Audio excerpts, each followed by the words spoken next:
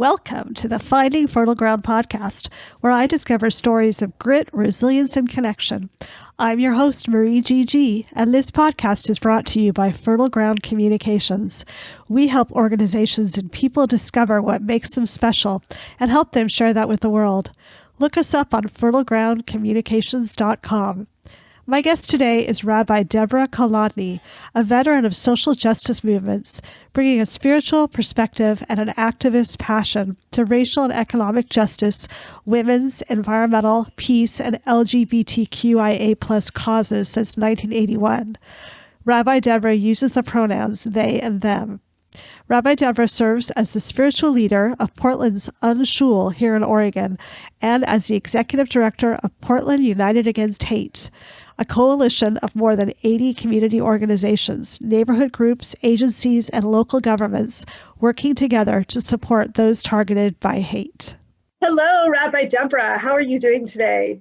I'm doing well. The world is a whirlwind these days. So, there's just an inundation of things to do. But I'm well. Thanks. Absolutely. And can you tell me about how you are quarantining and who you're quarantining with and how has COVID-19 affected you? I'm working from home like a lot of us are doing. I live with my wife and my four-legged dog, Cinnamon, Border Collie, St. Bernard mix. And until the uprising, I was doing what most people were doing, which was I was going out of the house to walk the dog and to grocery shop, and that was it. And then on May 29th, I started going into the streets, just like a lot of folks, and haven't done that every day by any means because I don't have the bandwidth since I have both a full-time job with Portland United Against Hate and also a part-time pulpit with the Portland's UnShul. So, so I've been out about 7 or 8 times, and I am thrilled with the discipline of the demonstrators. Everybody's masked up.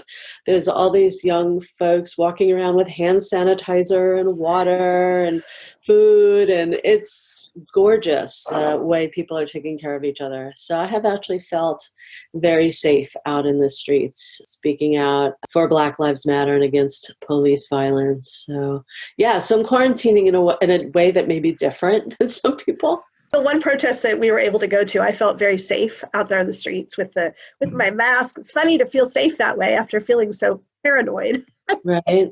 Yeah, but I thought people were being really good. I mean, most people were wearing masks. Yeah. And there's good data on it that it's actually does not seem to be spreading COVID-19. So that's great. And of course, I'm washing my hands all the time, and I'm taking good care as we all need to be. I actually devised a ritual around hand washing because there's 2 opportunities for hand washing prayers in the Passover Seder. Oh. Back in April, since we were Zooming as opposed to all being together, and people could easily get up and go to their bathroom to wash their hands instead of doing it around the table, I invited people to sing a prayer that lasted 22 seconds while they washed their hands. And so for me now, it's a spiritual practice, not just a health practice.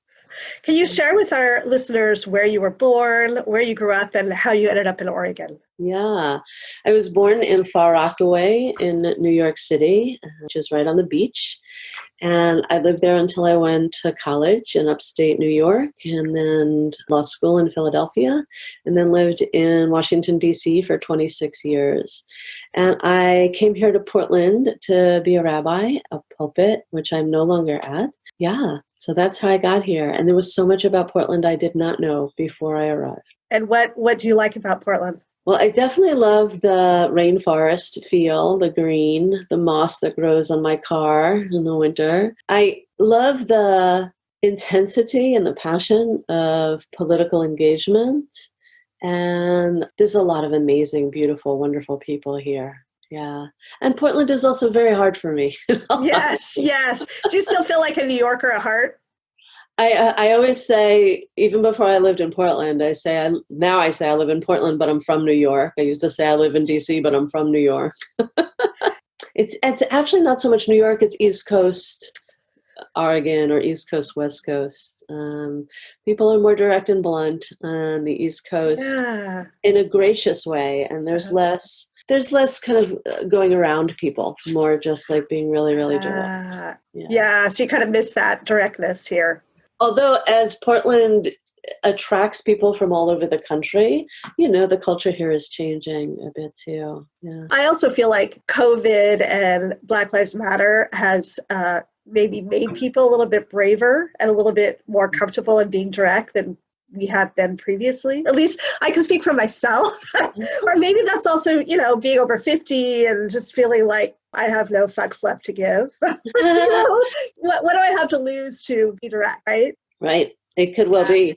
I'm also, but more than those kind of patterns of interacting, it was much more comfortable and much easier for me, both in New York and in DC, to live in places where there were very, very large and empowered Black populations and Latinx populations. And just the size of the demographic makes a huge difference. And the historical racism and anti-Blackness in Oregon, the founding as a white state with lash laws, et cetera, et cetera. So we have the smallest Black population of any major city in the country, and the degree of redlining, et cetera, et cetera. The systemic racism in Oregon has just created an unbelievably difficult political environment to do anti-racism work. So I really, really miss being in places where there's financial empowerment, business empowerment, political empowerment, and really both New York and DC, huge Black populations and huge people of color populations. Yeah, I read today in the Willamette Week that there's some new study out that the only place that a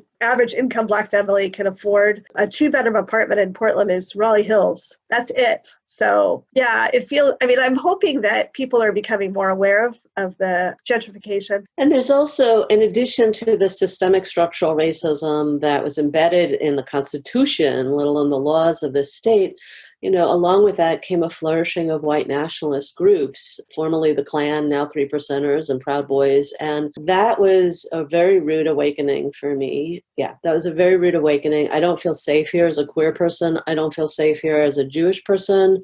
I just gave an interview on Monday with K2, and there's a print article on their website and video, and I got 3 pieces of virulent hate mail through Facebook. What I was being accused of, merely because I said, the question was, what did I, as executive director of PUA, think about the flashing of the symbol of this Salem, the white power? Yeah, was it white power? Was it the OK sign? And I said, I can't evaluate that. It's it's the same sign. It could have been one or the other. But the fact that this gentleman's office took one day to research whether or not what it was is suspicious to me. Did they check his social media? Did they evaluate whether or not there were any complaints about him in the past? I think it was this is like a really neutral response. Right. I had a 20-minute interview in there. I said a lot of other things about police accountability in general.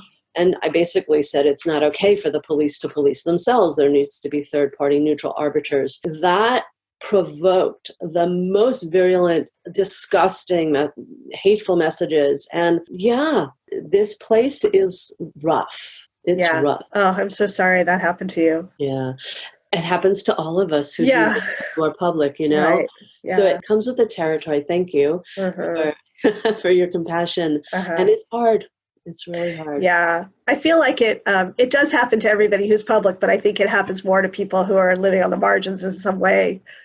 You're unfortunately more of a target, which is awful. Can you tell us what made you decide to become a rabbi? Yeah, that was a long story. That is a long story. So I was raised in a totally secular household. So I wasn't brought up to have this kind of aspiration. It was assumed I would become a lawyer or a doctor.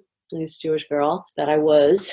And I chose lawyer because I love to use words. And I was passionate about it. I wanted to be a civil rights lawyer. So, I grew up in a household where justice work was absolutely front and center. And I did go to law school and I graduated and I moved to DC and I joined the labor movement as a way to manifest my justice work. So I was already on that track. But when I was 16, I was invited to go on an exchange program as a high school student to Israel. 30 of us were sent by the New York City Chamber of Commerce. It was not a Jewish agency thing. And we were people of all races and religions and ethnicities. I have no idea why they sent us. They didn't ask us to report on it. They didn't, it was like this amazing trip. So of course they took us to holy sites, because that's one of the things you do when you visit Israel. And when we went to the Kotel, which is the Western Wall, there's this tradition of writing a prayer on a piece of paper and then sticking it into the cracks in the wall. And I hadn't been raised with prayer, right? So I didn't quite know what the formula was, but I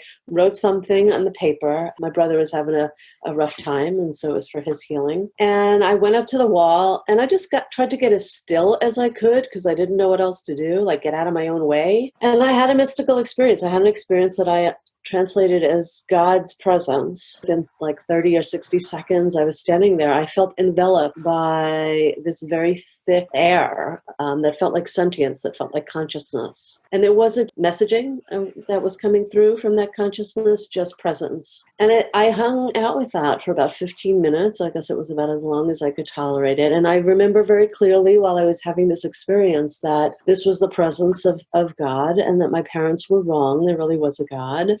And I didn't know what that meant, either for the world or for me, but I knew that I had had an encounter. So, and that was a few months before I went off to college, and I had no idea what to do with this experience. So I went off to college, and on Saturdays, Shabbat, I played rugby. I didn't go to synagogue. I mean, I was going to college. I was like figuring out my life. And I took a class in Hebrew, and I took a class in Hebrew scripture, and the scriptures, the Torah, but I didn't know what to do with it. So it was a very long journey from 16 years old being awakened to God until I was in my early 30s. So it was like maybe 35 when I realized I needed to get it together. I needed to educate myself. And I wound my way from Quakerism and paganism and shamanism and thisism and Taoism and this. I was a wandering Jew.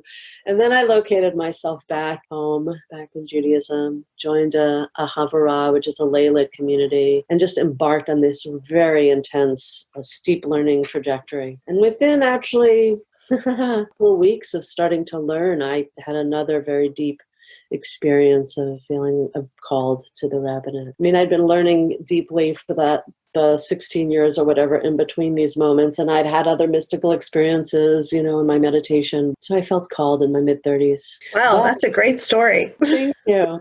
There's a lot to learn before one can enter rabbinical school. So I then spent, I spent many, many more years learning Hebrew and prayers and studying Torah and studying Talmud and this and that. And do you think you had a steeper learning curve than if you'd grown up religiously Jewish? Absolutely. I mean, also, when you're 3 years old and you start to learn a language, the synapses in your brain absorb it and retain it so much better than when you're in your 30s, let alone 50s, or, Yeah, it would have been a lot easier. But as one of my root teachers, Rabbi Zalman Schachter Shalomi of blessed memory, once said to me, Devor Lieben, he said, because I would bewail the fact that I was a latecomer to my learning. He said, just be glad you didn't get indoctrinated. You have a fresh eye, you can bring all of you, everything else about who you are and everything else about what you've learned into the study and into your teaching. And it's a blessing. Well, one of the reasons I wanted to interview you is my best friend in high school was Jewish, and he wasn't religiously Jewish. But then I went to Pacific Lutheran University, and I took feminist theology, and my world kind of cracked open, right? Taking feminist theology. And then the next semester, I took a class on Judaism. And so for my final paper, I wanted to do it on Jewish feminists. And my professor told me there were no Jewish feminists. This was back in the 80s. Of course, there were Jewish feminists. So being the rebel that I was, I insisted on doing it anyway. And I think I got my first C in college because I did it. So that's partly why I was really interested in talking to you, because obviously you live your life in every way as a Jewish feminist. What is it like to be a Jewish feminist and a queer person? Well, I have to tell you, I have so much gratitude to the giants who came before me. I mean, I entered the stream of Judaism. Had I been in a religious home, I might have experienced a level of invisibilization or misogyny or homophobia in the 60s, because Judaism had not quite yet broken open in all of those realms. But because I entered in the 90s, I entered a Judaism, especially in the Jewish renewal world, which is where I located myself, that was radically progressive politically, absolutely exultant in women's and queer voices, women non-binary and queer voices, drenched in mysticism and very holistic. So, in the mystical four worlds theory, there's mind, heart, body, and soul, basically, just like the whole person, right? So acknowledged then the alignment, intersection, wholeness, right, of body and soul, right? So there was no rift saying, soul is holy, body is not, which is actually a fairly standard Jewish understanding of the world. But that integration of consciousness along with the mysticism and the radical progressivity and welcoming of people in interfaith families and, everything about it was highly intellectual as well as highly emotional and embodied. It was perfect. And so I just got to enter into this stream and be me. Right? I got to be me. And I was the executive director of the headquarters organization, Aleph, of Jewish Renewal for 9 years. And so here I was, not yet identifying as non-binary, but very much having identified as queer since I'm 18 years old, right? Very out, published a book on bisexuality and spirituality in 2000. So, and the COO, my colleague, was a lesbian. It's like two queer people leading this, headquarters office. So, and then our registrar for the rabbinic program is a gay man. It's just like, perfect time to enter. No issues. No, it's fantastic. Oh, great. So can you tell our listeners, what was your first experience with anti-Semitism and or homophobia? Well, I remember my first experience of homophobia better. I was in my 20s and living with my then partner in Falls Church, right outside of DC. And there were some teens or something riding their bicycles by our house, and we were coming home from shopping, and they started screaming homophobic epithets at us. And, at that point, Cece and I were both rugby players, we're, incredibly strong and fit and not scared about these teenage boys who are screaming at us on their bicycles, So it was not traumatic in the least, but, indicative of a world that we knew existed. I've been blessed because of when I was born and the work of those who went before me in terms of the Stonewall uprising, and blessed to enter into a world where I never was discriminated against in employment because of homophobia or biphobia. So that's good. In terms of anti-Semitism, I think it may not have been until I moved to Portland, which is one reason it's hard to be in Portland. And there's systemic, ridiculous ignorance about Judaism in this city. Like, never in New York or DC were meetings scheduled on Rosh Hashanah and Yom Kippur right. representatives, right? The mayor's office scheduled a meeting on Rosh Hashanah about the white nationalists. Oh, you're kidding. And I was invited to that meeting, right? And I gave feedback, I wish you would do this on a different day, right? The irony was blown away, but that's kind of trivial, right? It's definitely unsafe here, for Jews. Maybe not as much in Portland but there are white nationalists in Portland as well. Mm-hmm. So the really big event was I was at a demonstration. First of all, I went to like all of the anti-white nationalists, the counter rallies, that were happening in 2017, 2018, 2019. But a year after the Muslim ban, there was a demonstration that a wonderful coalition put together at the airport to decry this Muslim ban. And the Proud Boys showed up for their own counter rally. And one of them was just screaming at my friend C-Mob, beautiful Muslim man who's quite capable of taking care of himself. But that's what I kind of got there. This was happening. I just stood beside C-Mob and, put my hand on his shoulder for support. He was great. He just kept saying to them, I love you, brothers. I forgive you. I love you. I forgive you. I'm like, who's this Buddhist? This Bodhisattva Muslim man is fantastic. But I was not as calm. And they were using Christian scriptures to attack him. And it's like Christianity didn't know from Islam. It's ridiculous, right? It's utterly ridiculous. And as a religious professional, I felt like, well, I can't let this go. Right, And so right. like they finished with him and I said, you are desecrating your scriptures. You have no idea what you're talking about. There's nothing anti-Muslim in the Christian scriptures and you need to stop. And they were like, well, who are you? And by what authority you think, and I'm like, I'm a religious professional. And they pushed it, right? So I don't remember how it came out that I said I was a rabbi or I was Jewish. And then they start screaming these anti-Semitic things at me. And it was just mind-boggling. Why stay in Portland? Well, that question arises for me on the regular. What is the percentage of Jewish people in Portland? Yeah, it's actually pretty high, but as I'm fond of saying, Jews don't come to Portland to be Jewish. If so they might come here because there's a job opportunity or because they fell in love with somebody or because they want to hike and bike and, be spiritual, but not religious. Right. So, but that's true of everyone in Oregon. It's the least churched state in the country. So there's actually a rather large Jewish population, but relatively small affiliated Jewish population. There's like one kosher food truck and the JCC used to, when it was open, would have a kosher meal dinner once a week. So there's no kosher restaurants and there's, I have to say, a fantastic array of synagogues, so. That's odd. There's no kosher restaurants. I know. Well, it's just not, like I say, most of the Jews here are secular, right? Yeah. So it's an interesting Jewish vibe here, which is, it's fine. I personally, it would be easier for me to have stayed in DC or New York. Yeah, on that count. I mean, I feel very well deployed here and very blessed that I get to do the work I do with PUA and that I get to found, a little community that attracts people who are attracted to being Jewish the way I want to be Jewish, which is both highly politicized and also mystical and radical and in the streets. So both those things are a blessing. And also I'll be 60 years old in 6 weeks and I'm working really, really, really, really hard.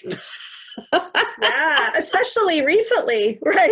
Yeah. So your website says that one of the best kept secrets in America is that brilliant, radically progressive faith leaders are inspiring hundreds of thousands, if not millions, in worship every week. Can you speak more about this?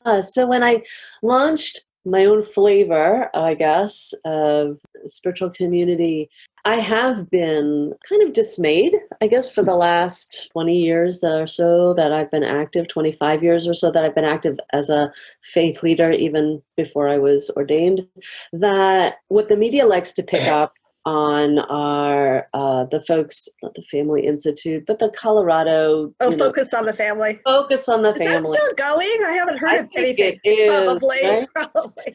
And Pat Robertson and the huge evangelical, incredibly right-wing, incredibly racist, homophobic, misogynist kind of way of being religious. And there had been this huge gap since the time of Martin Luther King where voices of faith leaders were centered on leftist politics.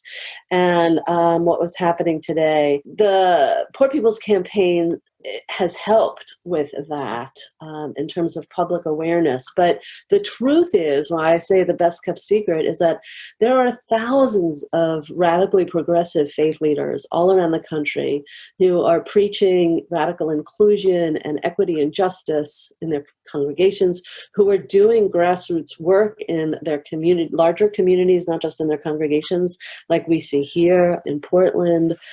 There was a contingent of, I think, 14 clergy who on Juneteenth went down to the Justice Center to be witness and to be clear. It wasn't the only time, radical clergy were out and about, but that was the largest, I think, organized contingent that we had. And so, so I just have this yearning, right, for the public messaging to lift up the voices, I guess, that I would say are prophetic and are truthful. But we're doing our work.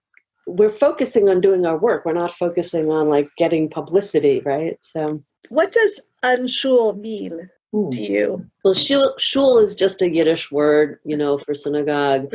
And I founded the UnShul by taking a look at what kind of Jewish population there was here in Portland, which is that, as I mentioned earlier, a lot of people are spiritual but not religious. Many, many people are radically progressive politically. People are into meditation and yoga and alternatives to prayer, let's say.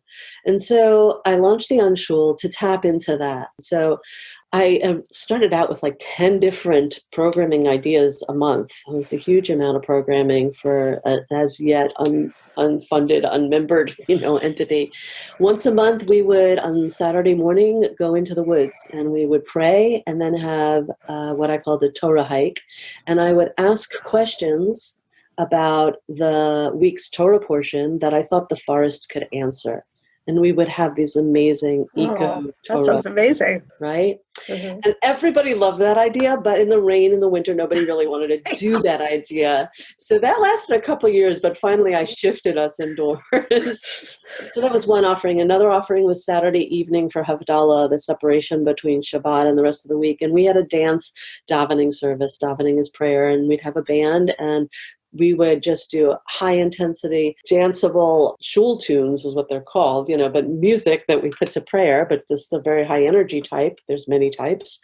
And I'd give an invitation to ponder like this idea that from that week's Torah portion, and I would offer up movements that people could use in their dance. And then we would do embodied Torah discussion afterwards. Like, what did your body teach you about the Torah portion this week, right? And we would have a Jewish meditation once a month, and we had a singing group that I called Kol Isha. It was just for women. Kol Isha is voice of a woman, which in Orthodox circles, women are not supposed to lead prayer. There's a prohibition. So it's kind of like claiming that we have a voice. So I give you an idea. So these are all the kinds of things that I thought people would love to do. Is different than typical synagogue worship. And I also had a Friday night with a rabbah where we'd eat and we'd talk Torah, but it wasn't necessarily, we'd maybe sing a little, but it wasn't a service, more like a home-based experience. Well, what happened over time is that people voted with their feet. And when we went indoors after the Torah, like people came for Saturday morning services and Friday night. So my UnShul was more like a shul. But we also had the grounding of the radical political investment and hitting the streets, and that continued. Mm-hmm. That's great. So let's talk a little bit about your pronouns. How long have you used the pronouns they, them, and what led to your decision to use those pronouns? I think I was one of those people who is doing she, they for a few years, probably starting in around 2016. So 4 years ago. And then I guess it's been the last maybe 2 years that I've been exclusively using they, them pronouns, identifying as non-binary. But that's the pronoun story. The lived experience story is that, as early as 1978, when I was 18, I was strongly identifying as an androgynous person who looked femme, androgynous being kind of the nomenclature of the time, because I felt very evenly balanced in terms of what stereotypically discerned to be feminine and masculine qualities. There was the quality thing, kind of the socially constructed gender identity thing. And then there was the sense that in terms of my sexuality, being bisexual, being with both men and women, I felt malleable, flexible, porous, and that I certainly, my gender identity wasn't defined by who I was with. So these things are separate, but they're connected.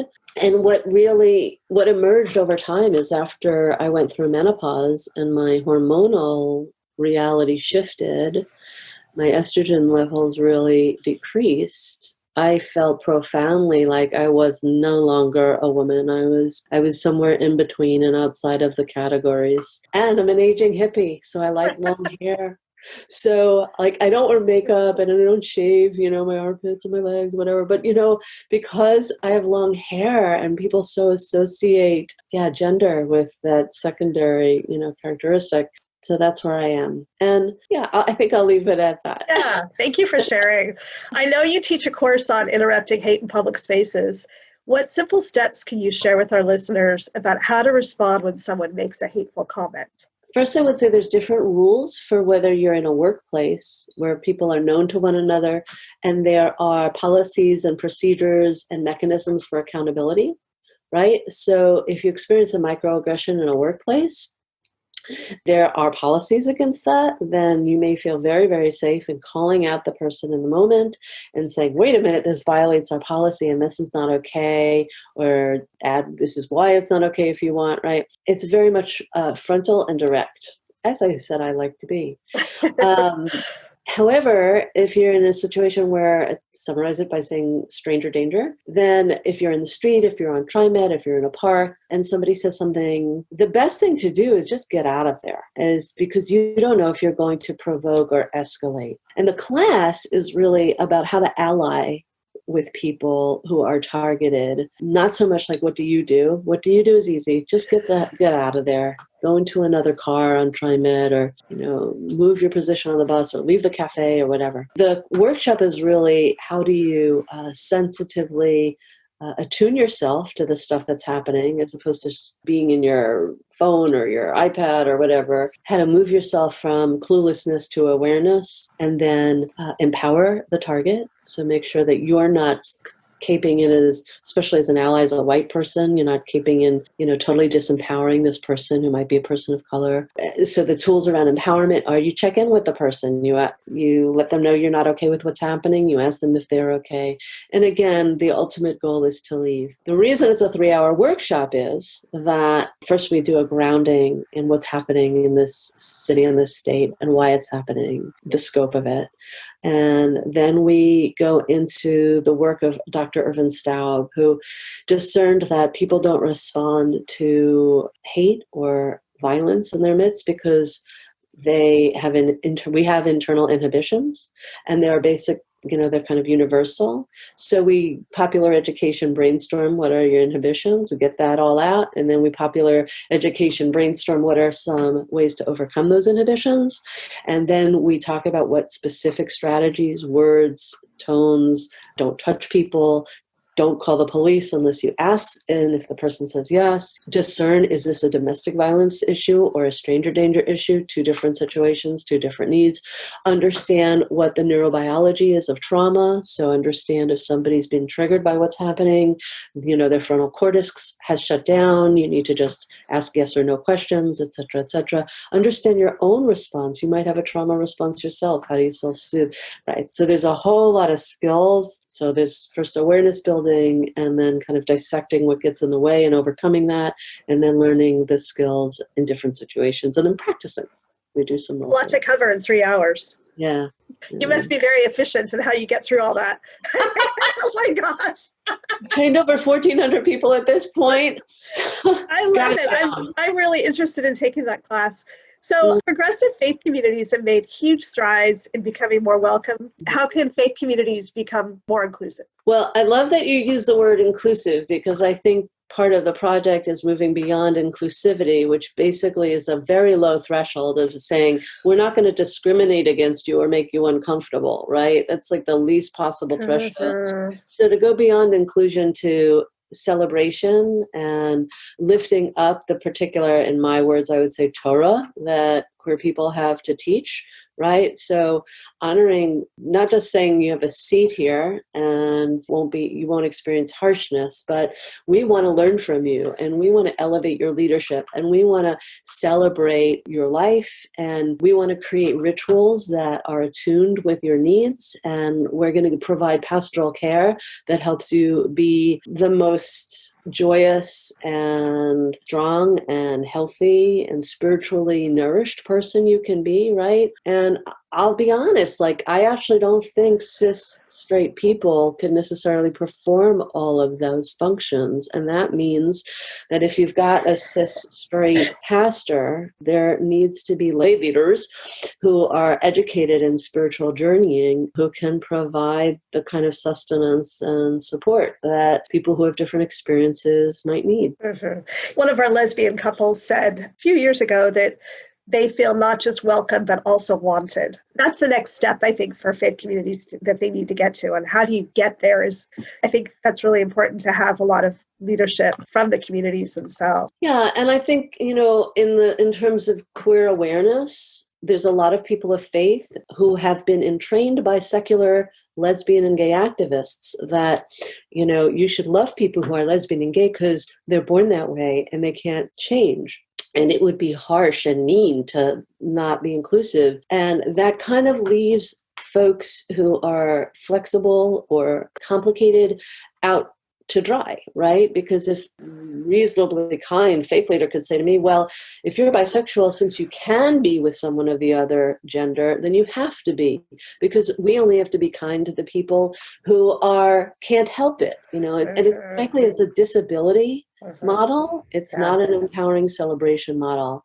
And so another next step is to really understand complexity and flexibility and see sexual orientation and gender identity not as an immutable, unchangeable thing, and that's what makes it okay, but see it more like an intrinsic thing, which is what religion is. You can convert over the course of your lifetime and your religious practice is still protected, right? So somebody could believe that they were straight until they're 40 and then fall in love with someone of the same sex and realize they had this capacity that went beyond that and either identify as gay or bi plus or pan, right? And it's still wonderful and fabulous, right? And they might have that relationship for a couple of years, and as relationships go, that doesn't work out, and maybe their next partner is, an other gendered partner. Same thing is true for gender identity. There are some who are absolutely clear that they are male or female, and others who are either intersex or non-binary and all that, and some who move over the course of their lifetime. So I think there also needs to be queering of text, like I would just say, in Torah, in Genesis 1:27, God created the first being, Adam, Zachar u'Nekava, both male and female. Adam was not Adam, a man. Adam was both male and female. And that entity, that first person, was called it at first, or he. Was given a masculine grammar, even though it was a non-binary entity. And then it was called them, right? And that is the being, not you and I, but that is the being that's B'Tselem Elohim, in the image of God. So the person created in the image of God is non-binary or androgynous or intersex. Pick one, right? So what would it mean for a community of faith to not just welcome and want and celebrate, but actually see people who are non-binary as more in the image of divinity than they are? Not that you need to have a hierarchy of sacredness, but isn't that what religions do all the time? The priest is more holy than, the congregants, which is absolutely offensive to me. In Judaism, we don't have those hierarchies, right? The rabbi serves a function, but we are a nation of priests, mamlechet kohanim. So, so learning some queer theology. By the way, what I just articulated is not just a 21st century radical genderqueer feminist point of view. In the 200-300s, the rabbinic sages encoded in the Talmud this understanding that first being was both male and female. I've never heard that. That's fascinating. Yeah, we are very fortunate that we have a number of young people who are queer, who are educating the older people, which is fantastic. But I feel like it's very difficult to get to the non-binary stage if you're working with Christian texts and liturgy and hymns, and we often talk about men and women and mothers and fathers and things like that. So that's been a challenge, I think. How do you most like to spend your spare time, and how does it bring you joy? Yeah, so I like to move in my spare time. So it could be dancing or gardening or hiking or swimming. I miss swimming so much. I bet. Oh my God. I wonder when the pools are when will they open? Will it be another year, or? Who knows? Oh. I love playing with my dog. I love playing bananagrams with my wife. Basically, being in my body and out of my head and off of Zoom. No, Not I good for know. the brain. I get it. What mistakes have you made in your life, and what have you learned from them? Well, we're living in a moment where if white people aren't making mistakes, we're not doing our work. So I want to say that. So I've made mistakes in terms of, I work very hard, even though I'm almost 60 years old, at being totally up with analysis, anti-racist analysis, and languaging, etc. But I've made mistakes, and part of making mistakes, part of why mistakes happen for white people, I just want to help people maybe feel some spaciousness around themselves when they make mistakes, is that the rate of understanding and awareness and insight is moving so quickly. And it's possible, like over the course of my life, frequently been in this community, which has, let's say, Black leaders who are my age, who are not as up with what the understanding is of this community with Black activists who, let's say, are in their 20s, right? And so I'm having conversations in one context that are not they're not up to grade, right?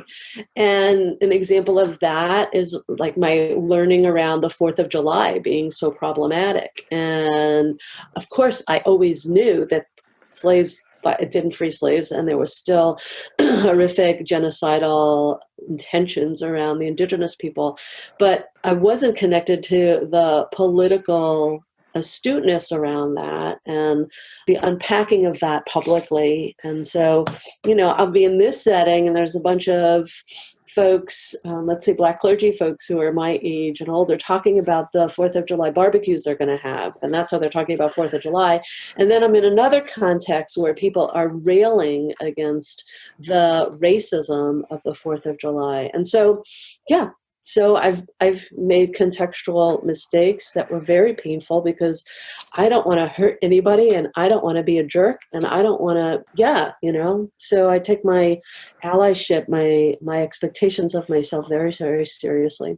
Yeah, so I've made mistakes and I've said the wrong things and I at times have hurt people and have done whatever I could possibly do to atone and make amends. And certainly I'm very quick on the uptake. I never make the same mistake twice. I've been educated frequently by my 17-year-old son, who's been, like you, out there several times at the rallies. And he usually goes to the Justice Center.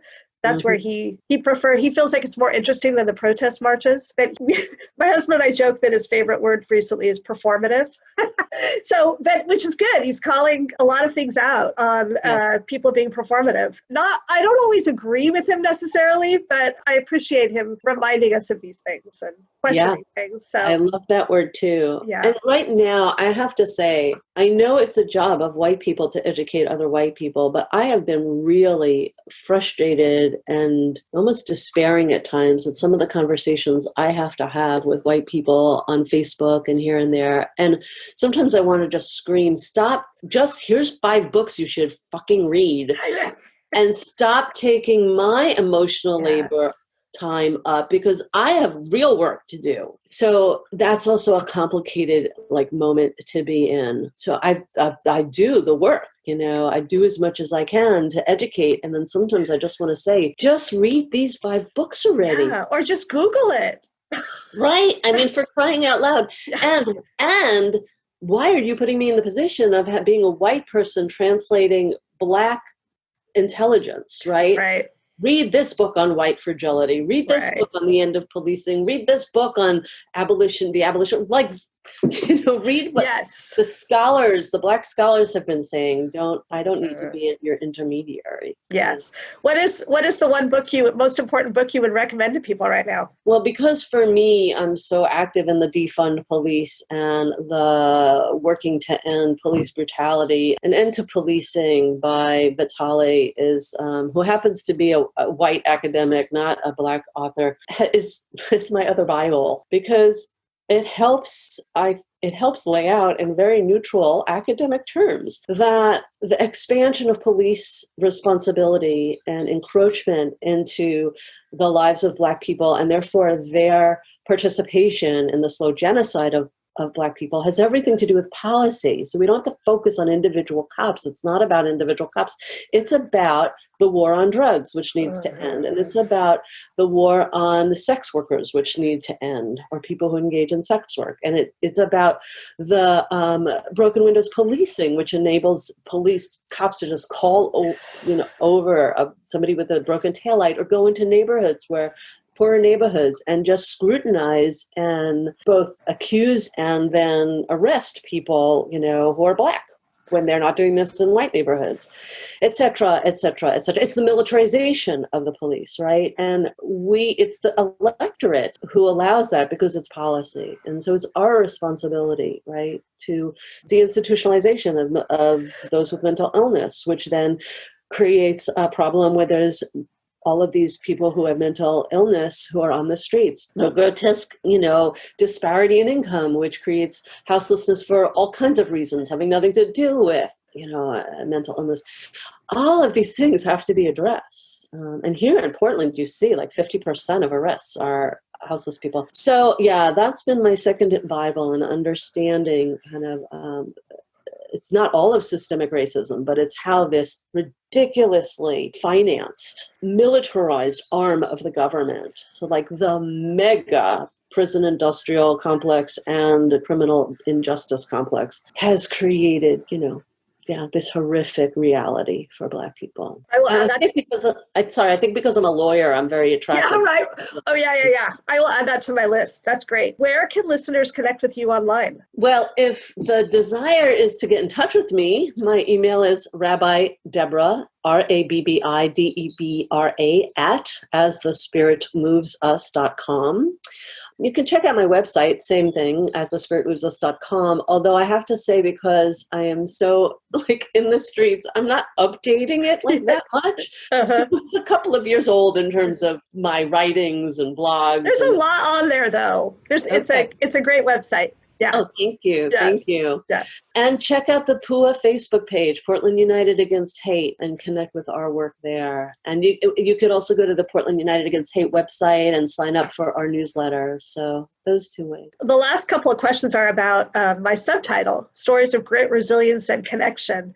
What do those words mean to you, and how can someone increase their resilience? So I think the first thing I want to say is that sometimes that word resilience feels like it's used in contexts that are spiritually bypassing, meaning let's focus on the good stuff and not on the hard stuff, right? And so I don't see it that way. I don't hold it that way, but I guess I lift that up as a caution, right?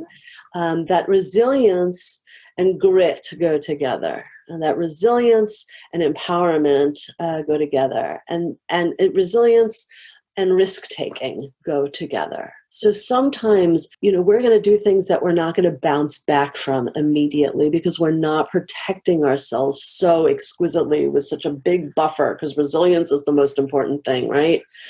Sometimes if we go out in the streets to the Justice Center, for example, and we stay late enough, and there is tear gas and flashbangs and rubber bullets and batons, and we see the media being attacked by the police, and we see the ACLU and National Lawyers Guild observers being attacked by the police, and we see the medics being attacked by the police, and our own body is assaulted by these instruments of war. We cannot expect to resiliently bounce back the next day. We will be traumatized. I guess when I think of resilience, I think of what does it take for us to both take care of ourselves so that we can be in this marathon and get resource from healing modalities and from spirit and from friendships and from lovers and partners and from four-legged animals and from our ancestors. All of our ancestors were resilient because we're alive today. And if we can tap into the stories of our ancestors' resilience as opposed to our ancestors' trauma, then we begin to recode our epigenetic code, right? So how do we do all those things and also accept without judgment that when we enter into the fray, we're going to be down for a while, and we need to recover. And we need to find that. So part of being resilient is finding the balance. And it doesn't mean protecting ourselves beyond. And it also means not judging other people and the decisions other people make about how they are in it for the long haul. because our trauma histories are very different, and therefore our capacities to be resilient are really different. And I just want to say, as a white person, we need to show the fuck up, because our privilege has protected us in many ways, and we need to expose ourselves to greater risk right now. That's part of how we do the right thing. Reminds me when you were saying that about how the generational difference on the way that we look at race. And one of the things I've observed is the call for unity is much more likely to come from the older generations than the younger generations, who are like, we're really angry. We're not ready for unity. And how dare you suggest that we all come together and kumbaya, That's absolutely right. And yeah, that's absolutely right. This is not a time for unity. This is a time for truth telling. This is a time to say no to state-sponsored abuse and genocide, period. That's what this is. And it's a time for anger, righteous anger. It's a time for righteous anger, and it's a time for being relentless. And, I was a mediator and a conflict resolution professional, which we didn't talk about at all, for decades. I still am. And you cannot come to a table with your oppressor who has all the power and all the tools, including munitions. No. There has to be a playing field that allows for forward momentum, right? You have to be safe, and you have to and there needs to be a dismantling of power before you can try to have conversations, around unity. So, yeah, no, that's not where we are. So my final question is about a story of grit, resilience, or connection that has been an inspiration to you personally. So I tell the story of my grandpa Jack, who left Russia, Tsarist Russia, when he was 14 on foot by himself. And he walked across Russia, and then he walked across Eastern Europe, and then he walked across Western Europe. And it might have been in Dusseldorf, I don't remember. He picked up a boat and he traveled to Mexico because he had a brother in Mexico by himself. And he walked from the east coast of Mexico all the way to Guadalajara, which is close to the West Coast. And he stayed there for I don't know how many years. And he picked up 7 languages along the way fluently. So he spoke Russian and Yiddish and Hebrew and Spanish and English. And I don't know what the other 2, probably German. And he crossed the then unwalled border between Mexico and the United States and was here as an undocumented immigrant, or let's say what some people call an illegal immigrant, for decades. And then McCarthy came into power, and he was afraid that he could be deported. And so he found a way to go to Canada and return to America legally, and he became a citizen. Yeah, there's another incredible story about my other grandfather, but talk about resilience and grit and, just fortitude. Alone. He did this alone until he got to Mexico. So I feel like, I have this lineage in me. I carry on a lineage, and I owe him and his journey. He journeyed here for a chance to have a family and to have children and grandchildren who would be safe and who could be successful in pursuing professional lives. And so I owe it to him and to all of my grandparents who fled incredibly oppressive and horrifying circumstances to make my life possible. Did you get to know him as a child? Was he still alive? Yeah, he and my grandma, actually, we lived in a duplex for many years. And so we spent a lot of time together. All my grandparents were very difficult people. They were very, boundaried. Yeah, they were not, there was no warmth, very harsh. And that's not unusual for people who are traumatized in a generation when you don't go, there's no therapy. Wow, that's an amazing story. Well, I just really enjoyed our conversation. Thank you so much for taking the time to chat with me. And I hope I get to meet you in person one of these days. Me too. Maybe out on the streets. That'd be great. Thank you for reaching out. I appreciate that. I hope you enjoyed Rabbi Debra's story and perspectives. Next week, we'll meet Ruben Garcia, who worked in a migrant labor camp in North Plains, Oregon for several years. He lived in a 2-room shack with his mom and 9 brothers and sisters. Experiencing racism, bullying, and xenophobia, and lacking positive adult role models, Ruben was able to transcend his family patterns of alcoholism, shame, and abuse to raise children of his own. He became the supportive, wonderful father he never had and learned to mentor other children who had experienced childhood trauma.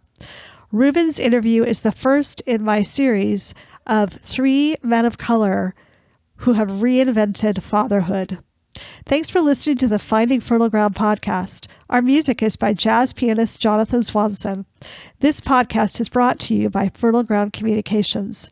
We help organizations and people discover what makes them special and help them share that with the world. Look us up on fertilegroundcommunications.com.